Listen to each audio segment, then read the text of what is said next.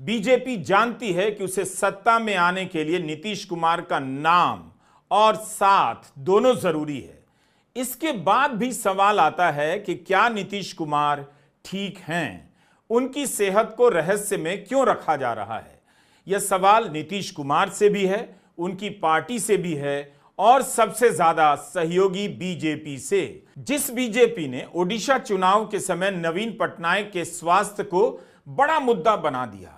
बिहार के अंदर इस वक्त दोस्तों एनडीए सरकार है, यानी कि नीतीश कुमार एनडीए का समर्थन करके वहां पर अपनी सरकार चला रहे हैं। लेकिन अब देखिए किस तरह से दावा यह किया जा रहा है कि मोदी जी कुछ नहीं उखाड़ सकते, यानी कि बिना नीतीश कुमार के। तो किस तरह से नीतीश कुमार का बचाव किया जा रहा है और किस तरह से नीतीश कुमार ने राष्ट्रीय गान का अपमान किया है। और सीधे तौर पर अगर हम सारी बातें कुल मिलाकर एक कहें तो ये निकलेगा उसका निष्कर्ष कि मोदी जी ने नीतीश कुमार के सामने घुटने टेक दिए हैं। कैसे टेके वो मैं आखिर में आपको बताऊंगा। हमारे साथ वरिष्ठ पत्रकार मौजूद है रवीश कुमार, आप उनकी इस रिपोर्ट को देखिए। नमस्कार, मैं रवीश कुमार। क्या नीतीश कुमार ठीक हैं?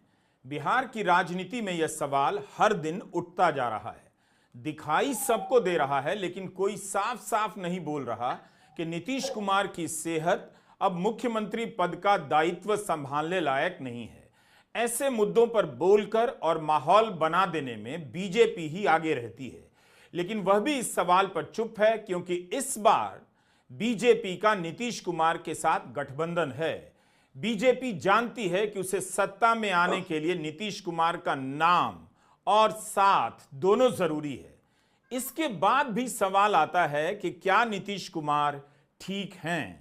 उनकी सेहत को रहस्य में क्यों रखा जा रहा है और क्यों कहा जा रहा है कि यार नीतीश कुमार ठीक हैं? इस तरह से क्यों कहा जा रहा है? पार्टी से भी है और सबसे ज्यादा सहयोगी बीजेपी से। जिस बीजेपी ने ओडिशा चुनाव के समय नवीन पटनायक के स्वास्थ्य को बड़ा मुद्दा बना दिया, कहना शुरू कर दिया कि उनकी बहुत उम्र हो गई है, अब सरकार चलाने की स्थिति में नहीं है। खुद प्रधानमंत्री मोदी ने बयान दिया था कि नवीन बाबू के स्वास्थ्य में गिरावट आ रही है। इसके पीछे कोई षड्यंत्र तो नहीं, अगर हम सत्ता में आएंगे तो जांच करवाएंगे। क्या बीजेपी ने नवीन पटनायक की सेहत की कोई जांच करवाई है? लेकिन चुनाव में सेहत और उसके पीछे षड्यंत्र का सवाल उठाकर बीजेपी ने माहौल बना दिया।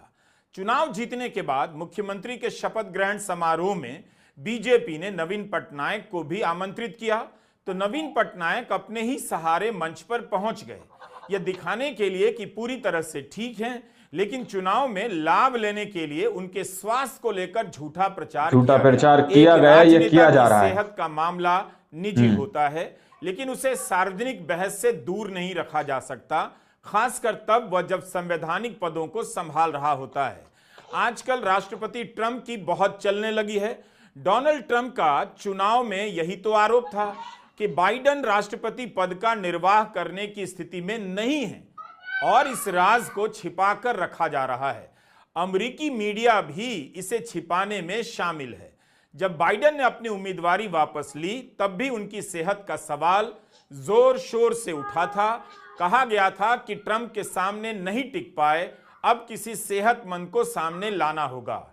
ट्रंप का उठाया यह सवाल बहुत जरूरी सवाल था। जनता को जानने का अधिकार है कि जिस व्यक्ति को चुनने जा रही है वह क्या उसकी सेहत पूरी तरह ठीक है।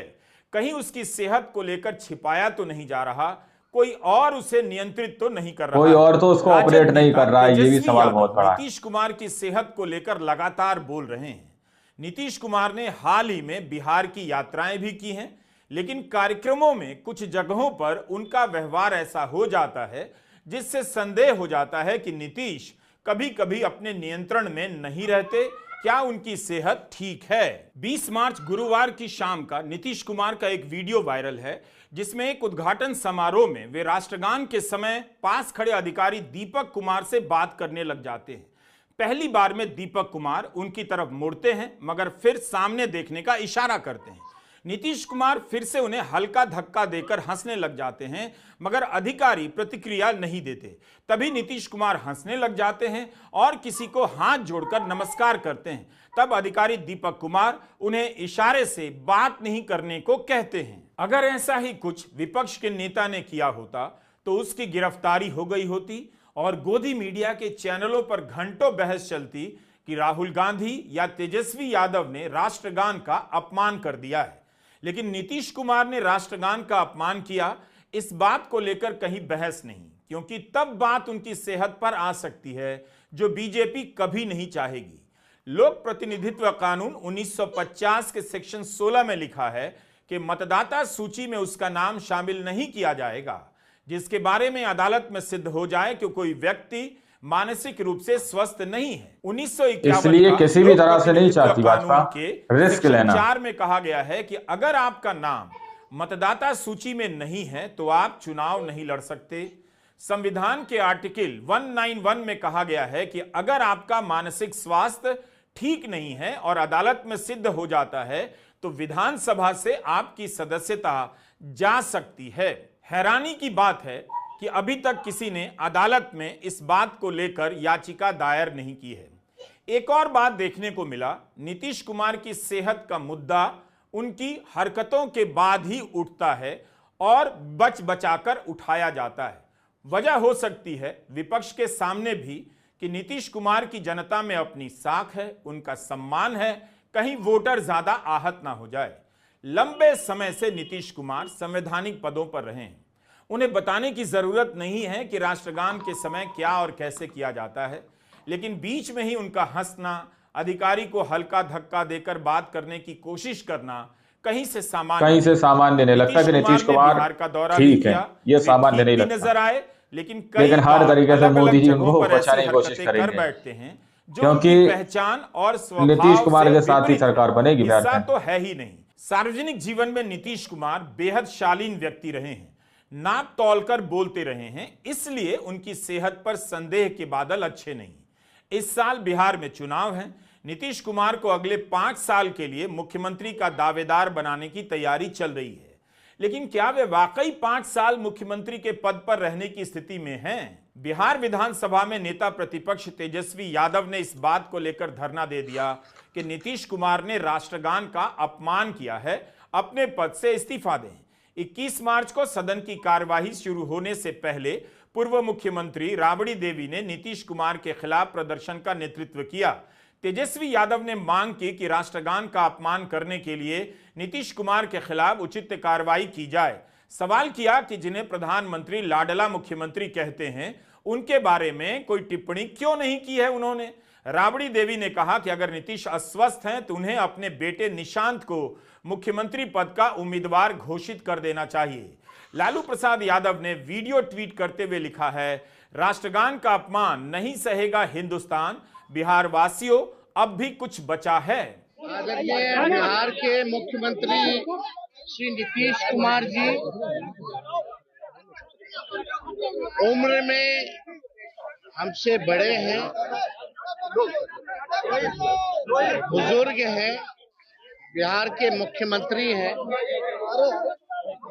उनका हम सम्मान करते हैं, लेकिन जिस प्रकार से कल माननीय मुख्यमंत्री जी ने राष्ट्रगान का अपमान किया है, हम बिहारी होने के नाते हम शर्मिंदा हैं। हम लोगों का शर्म से माथा बिहारियों का नीतीश कुमार जी ने झुकाने का काम किया है। सवाल है कि बीजेपी नीतीश कुमार की सेहत को लेकर क्यों नहीं बोल रही है? सेहत पर ना सही, बीजेपी राष्ट्रगान के अपमान पर क्यों नहीं बोल रही है? अगर बीजेपी के सहयोगी से राष्ट्रगान का अपमान हो जाए तो क्या यह बीजेपी के लिए मुद्दा नहीं होगा? जनता दल यूनाइटेड के नेता विजय कुमार चौधरी कहे जा रहे हैं कि नीतीश कुमार बिल्कुल ठीक हैं, लेकिन कोई भी इस बात का बचाव नहीं कर पाया कि नीतीश कुमार ने राष्ट्रगान के साथ क्या किया। यहां तक कि नीतीश कुमार ने भी विधानसभा में खेद प्रकट नहीं किया। विजय कुमार चौधरी मंच पर मौजूद थे जब नीतीश कुमार राष्ट्रगान के समय हंसी मजाक करने लग गए।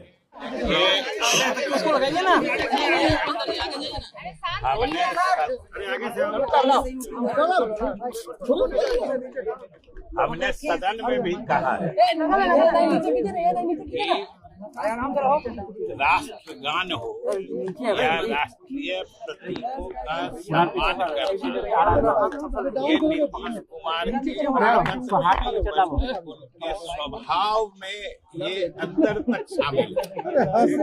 और बिहार की जनता ने देखा है कि इस तरह के राष्ट्रीय परंपराओं का सम्मान करना हो या राष्ट्रीय के प्रति इज्जत और श्रद्धा रखने की बात हो, नीतीश कुमार हमेशा अगली पंक्ति में रहे।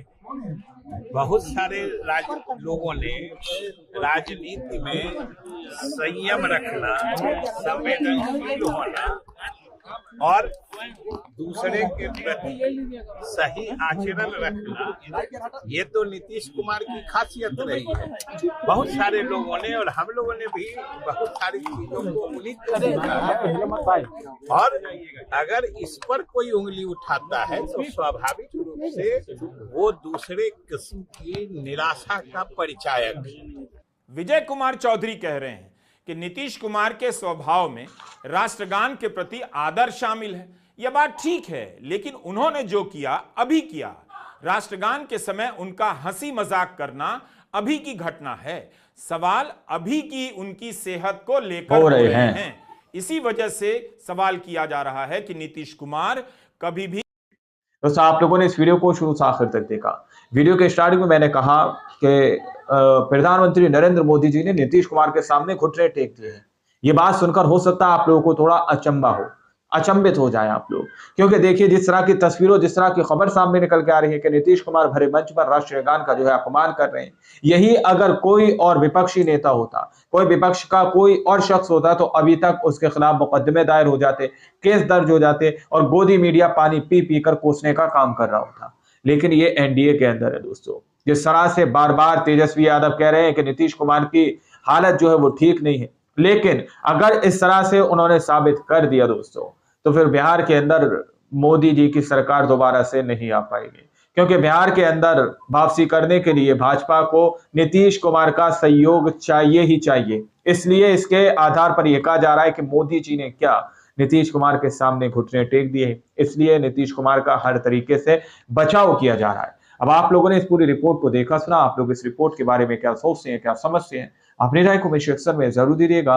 सच्ची पक्की खबरें देखने के लिए आप चैनल को सब्सक्राइब कीजिए। मिलते हैं अगली वीडियो में, जब तक के लिए जय हिंद, जय भारत।